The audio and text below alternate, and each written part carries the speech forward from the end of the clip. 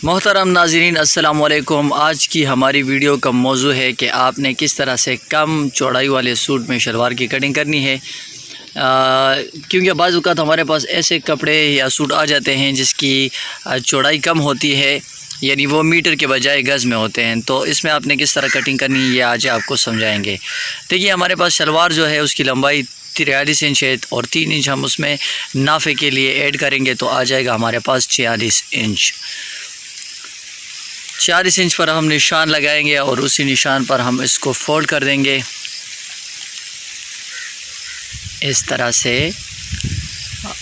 इंशाल्लाह अगर आप आज की ये वीडियो मुकम्मल देखेंगे तो आपको अंदाज़ा हो जाएगा किस तरह आपने इसकी कटिंग करनी है। देखिए, हमारे पास शलवार की जो चौड़ाई आनी है इस क्लाइंट की, वो हमारे पास 20 इंच आनी है और ये चौड़ाई जो है कम है। तो इसमें हम किस तरह मज़ीद कपड़ा ऐड करेंगे, आप इस पॉइंट को नोट करेंगे।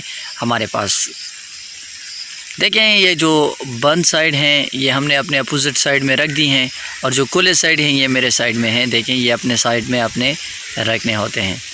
शलवार की चौड़ाई हमारे पास 20 इंच होनी चाहिए और इस सूट की जो चौड़ाई है वो तकरीबन 16 या 17.5 इंच है, तो ये कम है।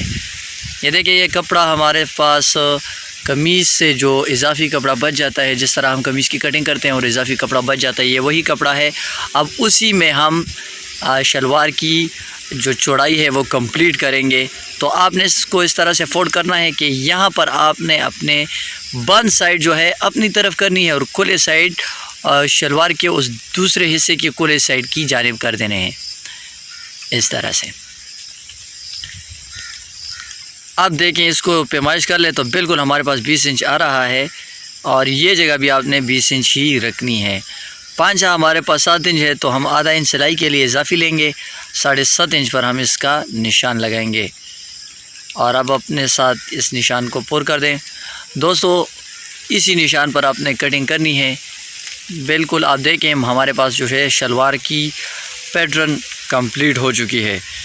उम्मीद करता हूं कि आज की वीडियो भी आपके लिए अच्छी रही होगी, आपने इससे सीखा होगा। अगर आप समझते हैं कि ये वीडियो आपके लिए इंफॉर्मेटिव है तो काइंडली हमारे चैनल को ज़रूर सब्सक्राइब कीजिएगा और लाइक और कमेंट भी ज़रूर